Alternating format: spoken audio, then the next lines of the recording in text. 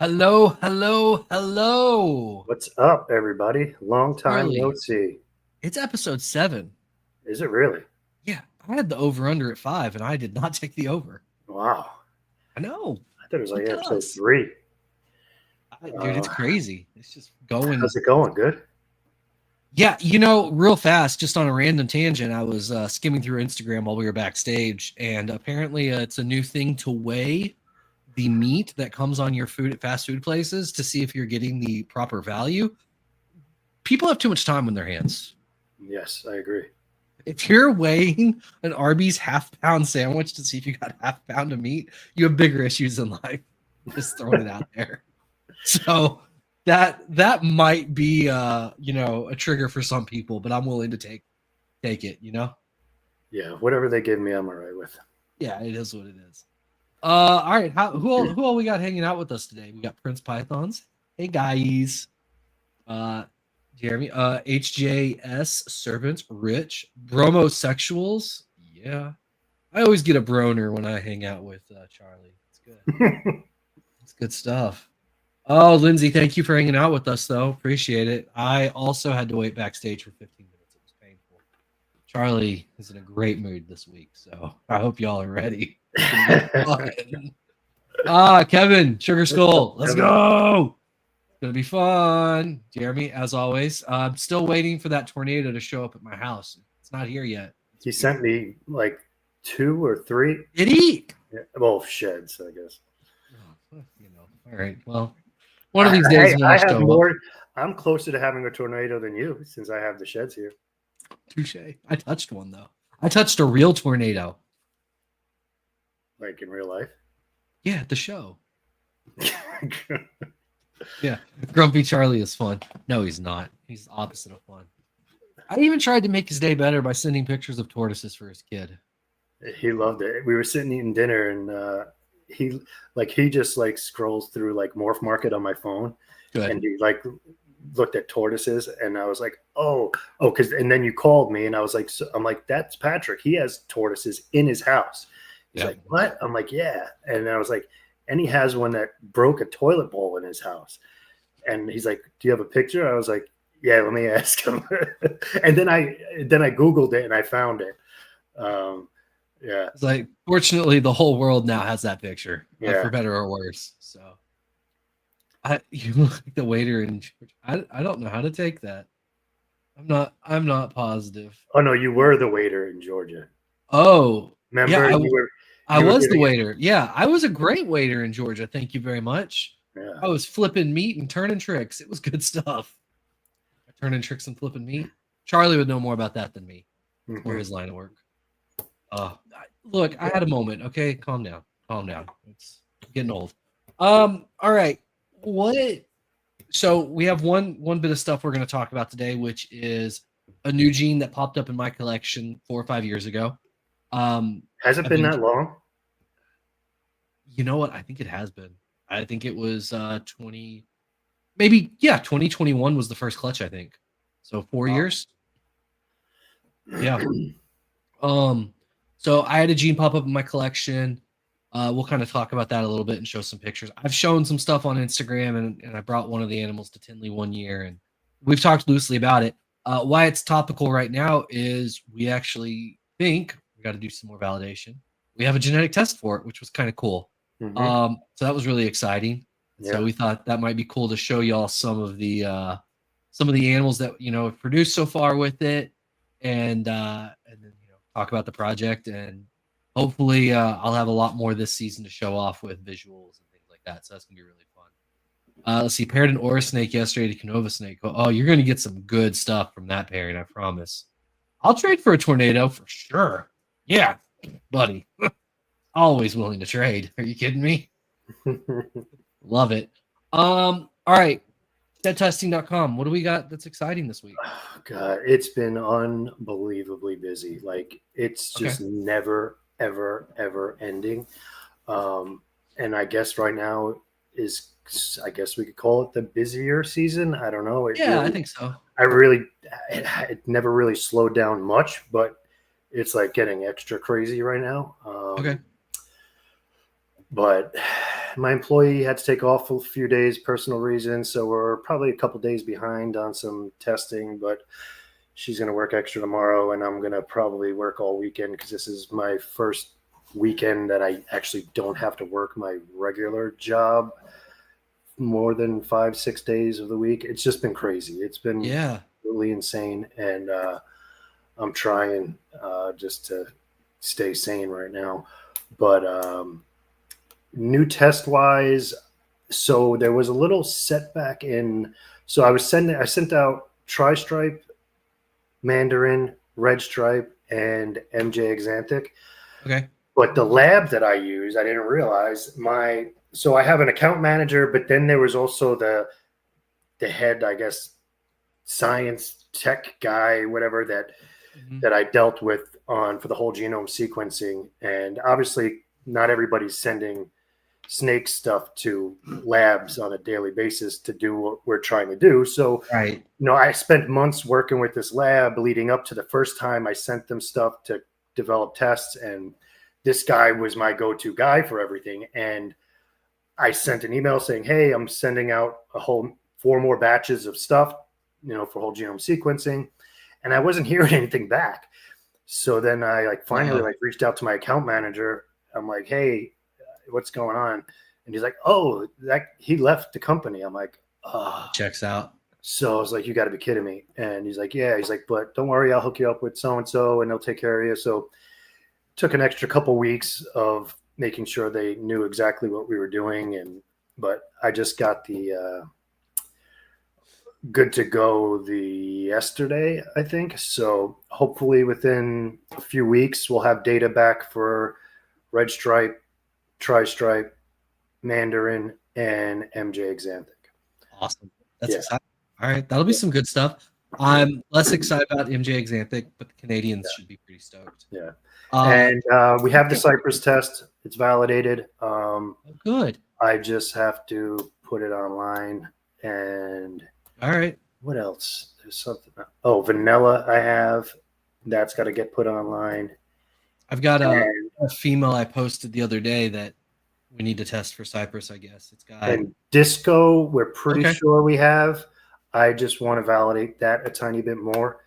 But vanilla is good to go. Cypress is good to go. What else? It's like I said, it's just been so busy that I haven't had time to do anything but shed tests, give out results, and work my day job. And finally, the weather in New York is getting bearable to do anything outside. So I've been trying to take care of the yard and. Jeremy, that's wait and see. Yeah, we'll see. I don't know. I would guess no. Yeah, I'm not sure. I'm not sure about it yet. I'm not sure. I would guess no. But we'll find out. Although I say I would guess no, I don't think that's actually fair to say because a lot of the incomplete dominants are turning out to have multiple. Right. And even recessive, some of them. Yeah. Well, I mean, we've seen that. So I don't know if it's fair to say multiple lines. Yeah. I mean, it would not surprise me at all. Yeah. But we'll see. We talk more about that. And Lace has been perfect. It's been awesome. And it's there's certain tests that we run that just always work amazing on our system. It must just be with the sequence around them. But Lace is one that we just love running because it always works. Now I shouldn't say that, but we always get perfect results on every run. It's awesome. My employee loves it. She's Lace is the best. It always works amazing. But I mean, we've tested a lot, but there's still a lot of people that I feel don't want to test their Lace stuff. Well, I mean, obviously. Yeah. So but there are some big breeders like yourself and a couple other big name guys that are testing all their stuff because they want to know. I think we've talked about this on the show. I've talked about it everywhere. Even if there are multiple lines, blah blah, all of that stuff. I feel comfortable saying the Lace test as it stands now is detecting the nicest of the liquids. And I don't know if there is multiple lines because I have yet to test something that somebody showed me that I'm like, oh yeah, that does look lace, and it came back negative. It hasn't happened yet. I agree with you. I'm just saying, even if it was, whatever this test is detecting is what we want to be around. So right. Like I will not buy. Like we just bought a couple snakes last week or the week before. Yeah, a couple weeks ago. Yeah. And you know, you told the breeder like, hey, we're gonna take these, but you know, we're gonna test them, and if they're not, will you take them back? And they were like, yeah. You know, and luckily they both proved, so we're good. But that's how I'm doing it. You know, I'm not. They're not comparative. That's the Monarch. They're not the same more. Yeah, they're different. They're different. I mean, they considering not a single person made them. Yeah, they're different. Ultramel was figured out a long time ago, and I know Monarchs were tested with Ultramel that come out, and then has anybody bred Ultramels to Monarchs? Heard all the rumors. Yeah, I've never. Yeah. I haven't seen that pairing specifically, but I'm sure somebody has. But and they're not allelic. They're not allelic. And now that Monarch is out, you know, rumor is all exactly. And now that we have the Monarch test, they're not anything at all. So it is what it is. Yeah, I assume you know, when people were talking about Monarch and Ultramel being like, hey, I think it was hopeful. It's the same thing, but it never looked even the same way. Your audio is going in and out. Is it? Yeah. Oh, goodness gracious. Yeah. Well, the test is only AB right. It's not comparative. I don't know what that means. No. There's a Monarch test. So we have a Monarch test, so we know that it's not the same. Yeah. It's not the same. And we know the location of Monarch and we know the location of Ultramel, and they are not the same, and they are not close enough to each other. Exactly. Yeah, it's either has it or it doesn't. Do you test for both Ultramel and Monarch animals? You don't need to. Yeah, I don't know. You don't need to.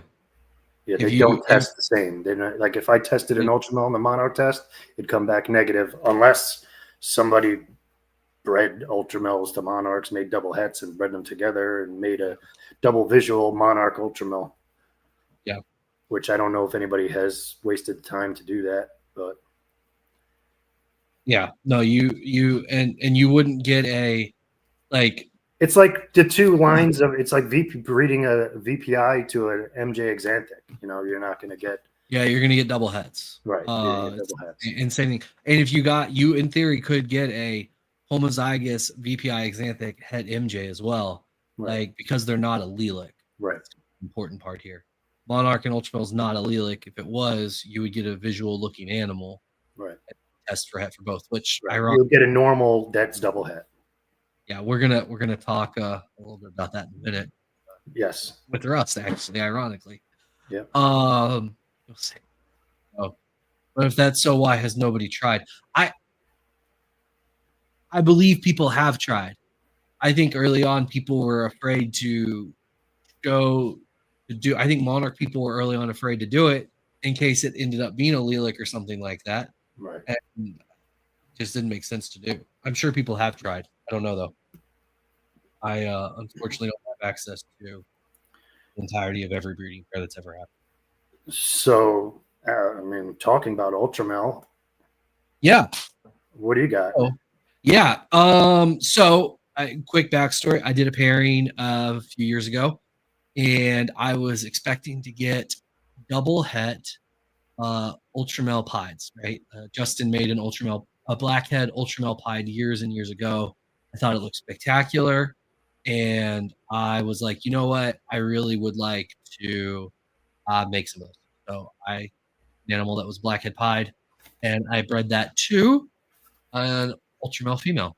And what I got was this really weird group of animals that came out, and I started sending pictures of people saying, is this what blackhead Ultramels look like as babies? Because this is way different than what I would have ever expected, because I actually had hatched out a blackhead Ultramel. Turns out it was a blackhead Ultramel, a whole new gene. So, Shauna, do you mind pulling up and we can see pictures? Maybe, hopefully, yeah. All right. So these were the first 4 babies that came out. So what you're looking at are animals that are het for rust, and we're calling the gene rust right now. That's subject to change. They're het for rust and they're het for ultramel. So these are double hets. They are way darker, and it's a different tone even than like monarch stuff. So it was kind of crazy. Like I said, I didn't know better, at the time, what it was going to look like or what to expect. But it's definitely kind of interesting. Uh, Dark, got those nice orange highlights. It does have a little bit of a rusty feel to it, and yeah, they were cool animals to hatch out, to say the least. So those are all double het. Those are double hets. Ultramel rusts. Yes, yeah, they're het for both.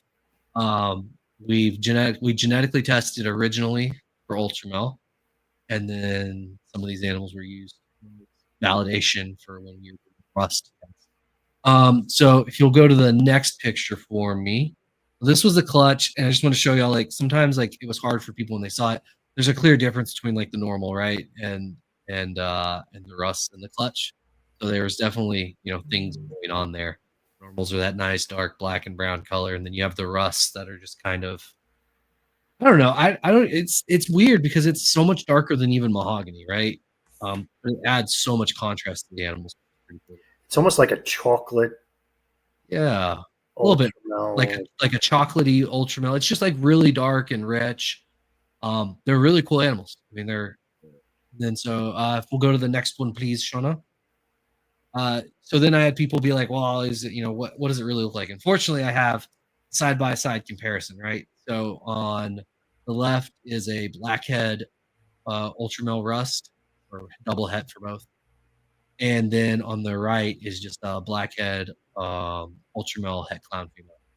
And so you can see there's just a very, very big difference in the coloration there. Like I said, it's got just that really rich, dark, kind of creamy. So the one on the right is a blackhead ultramel, and the one on the left is a blackhead het ultramel het rust. Right, exactly. Yeah. Wow. So yeah, it's a big difference, right? Like they're allelic. It's a huge, huge, huge difference. So for the first couple of years, that's all we made were double hets, because that's all I could, because I was waiting to get the original male up to size and then also get females up to size. So this year, if you'll go to the next picture, Fauna, we hatched out the visual rust. So this is a visual rust, a blackhead pied.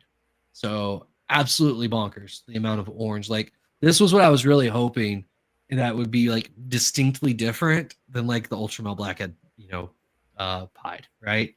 And this animal just has so much orange, and like it still has a little bit of that, I don't even know what you would call it, like the super dark monarchy, ultramelly look to it, but also has like the crazy orange that's going through it, right? So yeah, man. It's going to be exciting now that we have a test. I'm going to be able to go through the collection and figure out what is and isn't het rust at this point. But some really cool animals that I'm hoping. You don't have any without blackhead in it? I don't have any visuals yet without blackhead. I will have them this year. Nice. So that's because the original male had blackhead in it. Blackhead, of course, got into that project a lot right off the bat. So yeah, man, it's a cool stuff, right? Yeah. So the het ultramel girl I got from Orish to bring Charlie. Well, no, because it's definitely het ultramel. I've been rigorously testing everything to make sure that rust wasn't getting out the door. All right, Sean, I think that's everything for those pictures. Thank you. So that's the project. We will be making, should be making, I should say, visual rust without blackhead, without anything else. What about ultramel Well, rust? you can make them now because you have double hets of each, right? Well, you can't make an ultramel. They're allelic. Oh no, because they're allelic, right? They're allelic, so you can't make an ultramel, a visual ultramel rust. Right. You have to make a double het for both. It's kind of like candy and albino or cryptic and clown, like all of those. Yeah. Thanks, Jeremy. I appreciate it, man. And what's cool, and like I'll bring them to Tinley this year. The pictures sometimes are a little bit hard to actually get like the look. It is a very different color tone than even like the monarch stuff. And so where It's I'm, almost like an in between of a Monarch and an Ultramel. I feel like yeah, what I'm it's hoping, brighter than a Monarch, but yeah, darker than an Ultramel. yeah, I'm hoping that Hypo and Desert Ghost go well with it, right? Because that's the real value add here in this whole Mm-hmm. Desert Ghost and Hypo aren't great in Ultramel. They're fine. They're like 10% better. It's not, a Right. huge game changer. And same thing with Monarch. And so I'm hoping that Hypo or Desert Ghost or both go well in that project. And if it does, that's going to kind of be the thing that separates it from the other two, right? But like I said, now that we can genetic test, it's going to be really cool. But yeah, we got pretty lucky on that. yeah, we got to validate a little bit more, but it looks really good that we have the test for it. So yeah. That just also validates that it's something different as well. Yep, that was a win. I was a little worried that it was, going to be, I don't know. There was like a moment of worry where I was like, oh, is this like just like another line of Monarch or something? Because I was like, it's just different enough. But we knew it wasn't going to be Monarch because it was allelic with Ultramel. This goes back to like, when we first started seeing this stuff. This was before the Monarch test and everything else, and at first I was like, oh my god, like has everybody been full of shit for a long time? And Monarch and Ultramel are allelic. And also we were worried because most of your Ultramel is Ultramel B. Yes. So like, oh, is it just look different because yours are Ultramel B? Right. But especially now that we pretty much know where the SNP is for that I think that's cool. That's a huge win for you with that we can test that now. Yeah, man. No, it is. So because otherwise we were just testing to make sure, like when you would send me visuals and I'd be like, no, this is coming back het. You're like, okay, so this one has to be het rust as well because it's a visual. You're gonna see the rusty trombone, the rusty clown. I've got a female that just ovulated that should have rusty clowns. So, visual? No, it'll be an Ultramel. No. The visual we got one of the females we're testing. I could get very lucky and I might have accidentally made a blackhead pied double het rust clown female years ago. So that female could exist by accident. Just once again, like I was making stuff for the future and things kind of happened. How many animals do you have that are at least het rust that you know of? Probably 30 or 40. Oh, really? Yeah, because the original male was a very prolific breeder in my collection early on. And so once he went to an Ultramel female and I realized what it was, I then took like his son back to a lot of the mom or the offspring last season, and we proved out a good chunk of rust as well, and then we have babies and things like that. So yeah, there's I think things that you're not sure that aren't, because I know we tested a lot of stuff to make sure it was not het Ultramel, but do you have things that aren't visually Ultramel rusts that now that we have a test that you could be like, all right, this one was 50% het rust? Yeah. So that's why I was telling you, like, we were kind of talking before, like, I might, cost wise alone, I might have to run because there's probably 150 animals in my collection that need to be tested now. Right. Like it's a huge number. Nope. So none of it is in Andre's collection. At all. I paid dearly to have all of the rest stuff come stick with me. So it is, as far as I know, all with me. There's obviously a chance that an animal here or there could have slipped through, but for the most part, it's all here. I hear the rust test is going to cost like $100 to test. Yeah, it's gonna be crazy expensive. It's gonna be good. It's really hard to run. When will we see it on Morph Market SFS? I don't know yet. We need to get some visuals. We need to get the clown, and realistically, I'd like to see a Desert Ghost or a Hypo version before I list it. You have double hets? I I have a shot this right now. The female's at 15 of making a hypopide ultra rustamel, whatever we want to call it. So I have a shot at that. How do you get 1.1 faucet? Those are all great questions. We'll see how things go. We'll see how things go this season with hatchlings and stuff. There's, like I said, I really want to see what the hypo and the desert ghost look like. There's a chance they could get made available before that. If odds are really bad or whatever. But I think those two things are really going to make or break this project specifically. But there's, like you just said, like there's a lot of animals I need to test in the collection now because that male was the base for a lot of my stuff. So yeah, it's gonna be good. I'll take the risk. I love it. I love it. Now, do you know who you bought the original from? Yeah. Are they still around? I actually know where the original male is. So I already talked to the person that has it, and I'm like, just to let you know, like, you have something potentially special. So we talked about it, so they know. Yeah. And I should say we think so. The original, we don't know for sure, and now that we have a test, we can actually test it. The original animal that spread it in my collection, I still have. That was a het rust animal. His parents, I know where both of those parents are, and they just need to be tested to figure out which one. And I know the people that own both. Which one is carrying? Yeah, which one was carrying it? And so one of those females was Andre's. So Andre could have it in his collection from that female, if that female is the one that has it. So we'll see how it goes. But it's cool. And like I said, the big value add here in my mind is the hypo desert ghost stuff. If that looks good, or if the clown just looks stupid nice, that's a win too, right? So we just need to see how it mixes. Hypo rust clown. Yeah, dude. So what I'm really hoping, right? So we saw how orange the blackhead, rust pied was. Like you add hypo in there, I'm just hoping that it really enhances the orange. It just makes it even stupider, Yeah. Like really, that's what I'm hoping. Because there's some just amazingly orangish purple hypo clowns. Yeah. And now you throw rust in there. I'm hoping. Yeah, we'll see how it goes. It's but it's kind of one of those things, right? Like it just kind of randomly happens, and it a lot of these genes pop up in people's collections, and it's cool stuff.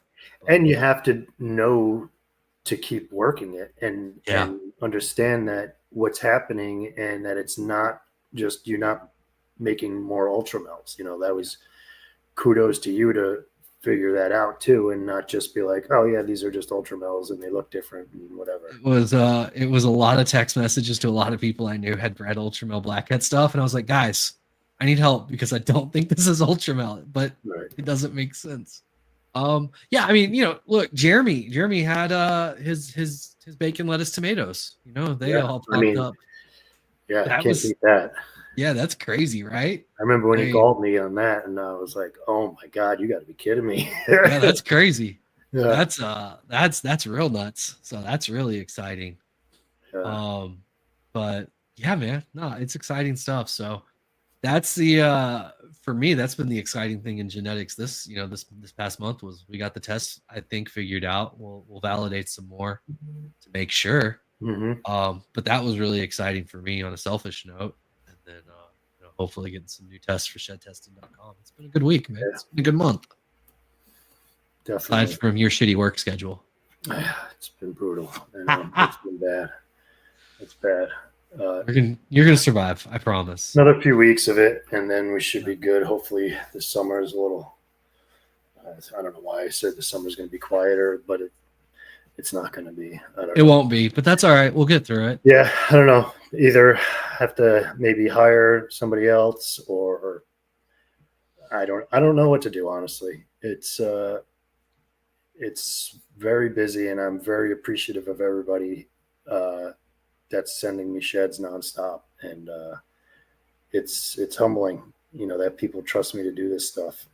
Yeah, well, you do a good job. I'm trying. Science class years ago, the teacher was saying something about mutations happen around the 7th generation. Do you know anything about that? I have never heard that specifically in all of my genetics classes. What I would say the likelihood of a mutation happening is just it's sheer. So mutations are random.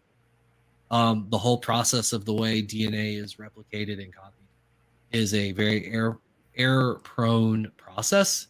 Mutations happen about one in every nucleotide, 1 in a million, nucleotides. So it's just a matter of whether or not the mutation happens in a region or area that matters. So I don't know if I would say like you breed something for 7 generations, you're going to necessarily see a mutation. I guess it's possible, but that mutation may be in an area that just doesn't matter as well. So, but yeah, I'm not saying it's not true. I've just never been told that. It's more just a. You think Jeremy's like in the lead with the tornado gene? Look at that. Stupid Jeremy. Like people would give like their left nut for a hat. The guy's got a freaking quad hat. Yeah. If only all those genes went well together. Could you imagine? Yeah. That's awesome. Yeah, I mean Jeremy's got to be quality wise in the lead, right? Maybe not numbers, but quality. I don't know if anybody has anything close to that. He might have the numbers too, man. Yeah. Oh, okay. I mean, visuals and heads. I'm pretty sure he's got a lot right now. Good for you, Jeremy. Well, at least we know who's going to tank the tornado market, right? Yeah, he's going to tank the hell out of that. I heard he was listing them for $250 next year. Yeah, I would. Yeah, of course. Just gotta get him out. Get him all. Money's good. He said if I could come up with a tornado test, that he'd give me one. Actually, he doesn't need the tornado test. He doesn't. He wouldn't benefit from it because he has the visuals. In ball pythons, do we know if morphs come from one gene or another, like from Mojave, or I don't understand that question entirely. Are you talking about like, do morphs come from a mutation in one gene or another, or are you saying like Mojave mutates to something else? Because we don't know enough about anything to say that, just in general with ball pythons, but only if they are het rust. Yeah. So much value. Yeah. It's good stuff. Yeah. A tornado test would be good. We just need more numbers at this point. Right? That's really what we need. Yeah. Yeah, definitely. I mean, it's not really worth the time and money right now for the amount of them that are out there. Yeah. Like if people ask, could it be done? Sure. You could give me one hat and technically we could do it. Yeah, but it's going to take a lot of money for research and time and validation that you don't have enough animals to even do a proper validation for it. Yeah. Like Stranger came from Mojave, as did Moray. No. Like if that was the case, like you would start with a Mojave, and then to have a Stranger, that's the theory, right? And it's moving along. You would keep the Mojave mutation that's there, and then you get a nucleotide change in another random gene. Yeah, I think that like when you see a lot of Morays coming from Strangers is because whenever the Moray gene came in, that person bred it with Strangers and had a ton of pos hets and sold them, and all of a sudden they started popping up, and it's like, oh, it's linked to Stranger. It's not technically linked to Stranger. It's just that a lot of them were made with that. That would be like for me, right? Like the blackhead rust, right? Like there's just a ton of it because that initial male had blackhead. Right, exactly. There. Some recessive genes have been around for hundreds of years, but only been on. For sure, buddy. Yeah, Jeremy, I 100% believe that. Yeah. We are. This is why humans don't inbreed, right? You don't want to find these potentially lethal recessive combinations. And we do so much inbreeding, and that's why we're finding this stuff for sure. Puzzle was like that. You obviously found Tornado in yours, Rust in mine. I mean, very much so. So yeah, it's interesting stuff, man. The genetics are fun. Mm-hmm. And we're always going to have new genes popping up. because that's how it works. And the more we breed, the more, whether it's random mutation or just, sheer volume of pairing up combinations and stuff. I mean, we still have animals we pair up and find out they have hidden hets all the time, right? Be like, you make a pair and you're like, oh, I hatched out a hypo or a clown or whatever else. And it's good stuff. Yeah. Now imagine, the amount of inbreeding that's going on. I wouldn't be surprised if every year we come up with something different. Exactly. Yep. And then, the recessives get spread more, just because you don't. And it's luck. It's luck too. Like, you could have a het for anything in your collection and have no idea because you never bred two siblings or mother to son together and you sold it and it's gone now. If I had not just decided to make this pairing, we never would have. We never found it. Never would have found Russell. Or somebody 5-10 years down the line could have found it. Yeah, this was a very random pairing. I'm not going to talk about the pairing right now because I need to figure something out. Like the initial pairing, most people would be like, that was a dumb pairing. But good thing you're dumb. Well, I had a goal and I knew that I was risking some stuff to do it and I was just going to have to deal with some. Yeah, it's a whole thing. Good stuff. All right. What before we hop off, what are things that we can look forward to for the next episode? Forecast coming back possibly? Let's see. Hopefully, before the next episode, I should have data back. Yep. And obviously it's how lucky we get, So could we have there won't be any releasing of those genes that I sent out by then because validation and all that has to happen. I mean, luckily I have tons of known hets for everything that I sent out. I have tons of het tri-stripes, tons of red stripes, tons of mandarins, tons of MJ Xanthic. And I specifically sent out only MJ, even though they say that MJ and GCR are the same. Yeah. We talked about it, and I was talking with Heather and Jurgen, and they're like, if you have enough MJs just to send out MJ, let's just do MJ. That makes sense. No, that's good. Keep it a nice, clean population. To make sure we don't get a marker or anything like that. I like it. So I just am sequencing MJs. I have tons of GCR, tons of MJs to validate with to make, so once we figure it out, and I'm pretty sure that MJ and like tri-stripe are probably going to be pretty easy to figure out from the data.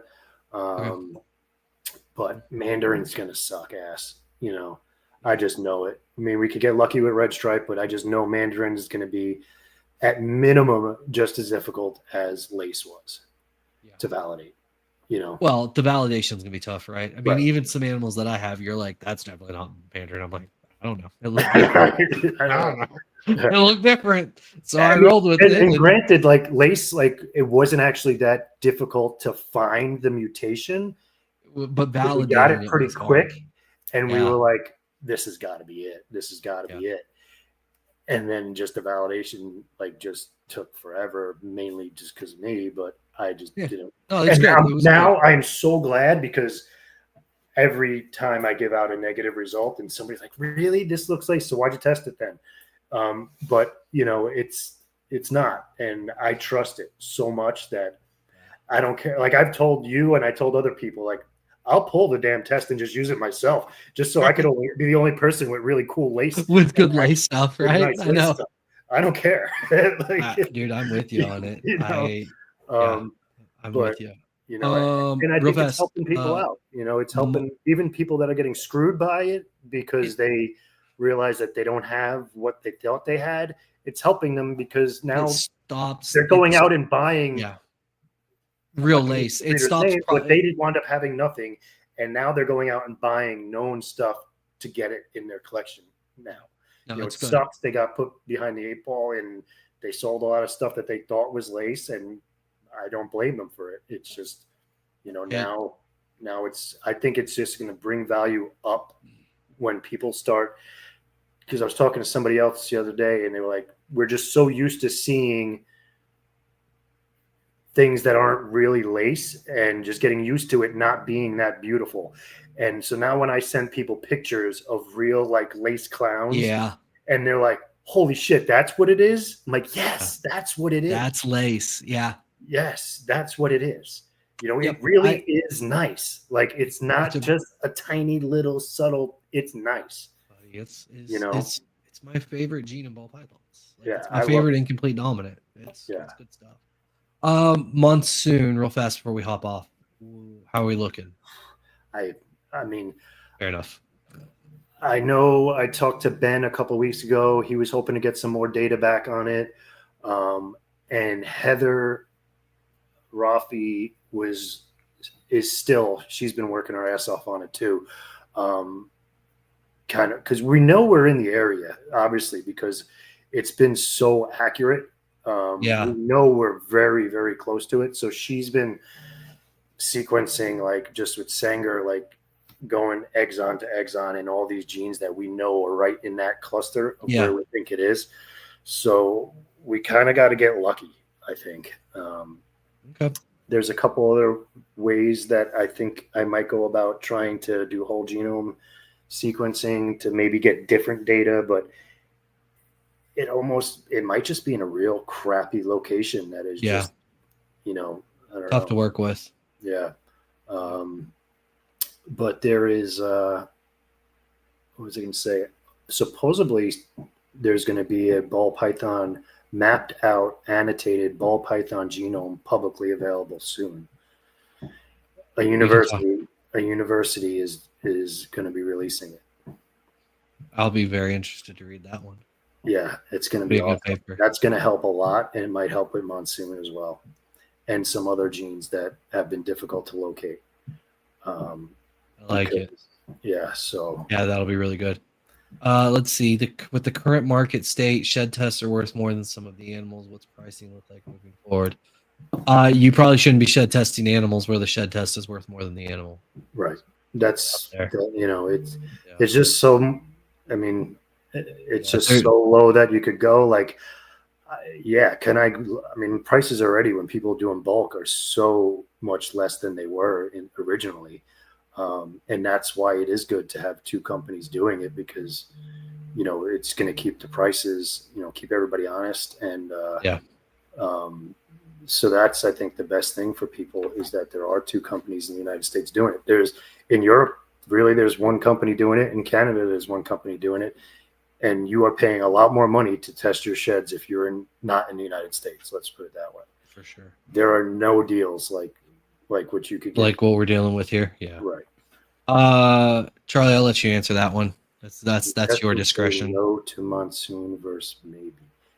Could you test and say no? Meaning, if I tested a POS het, could I say no, it's not het? I could say that on the hundreds of tests we've done on known het monsoons and visual monsoons, there's never been a known het to test negative. There's never been a known visual to test negative. There have been about 3 or 4 known hets that tested visual. Yeah. So that's what makes us think that it's not the right. And because it doesn't make the area where the mutation makes sense, but this exact SNP isn't what we should expect especially something as powerful as a monsoon mutation to be in this location. Yeah, it's that location. In the area, yes, there are genes around this that make other animals look monsoon, and it's frustrating that we can't find it. But yeah, like I know Ben always says that a lot of money and time has been spent on it, so don't think that we're not trying, because we are. It's just been a pain. All right, it's 8:45. Fat Man is coming on in 15 minutes. So guys, stick around, watch that. We got to get out of here so they can get set up and get your Deeds Not Words shirt. Yeah, do it, guys. It's good stuff. Yeah. Charlie, what's the best way for people to reach out to you? Charlie at shedtesting.com or Love it. shed testing on Instagram. Fantastic. Guys, I am Aura Reptiles on all social media platforms. Please go like, follow, subscribe. I am actually putting out content, which is a big step in the right direction compared It's to not normal really for me. putting out that much content. I'm starting to. It's good. It's good stuff. So, guys, we really love you all. We appreciate you coming and hanging out with us for the past 45 minutes. And we will see you next month. Bye, everyone. Take care. Thank you.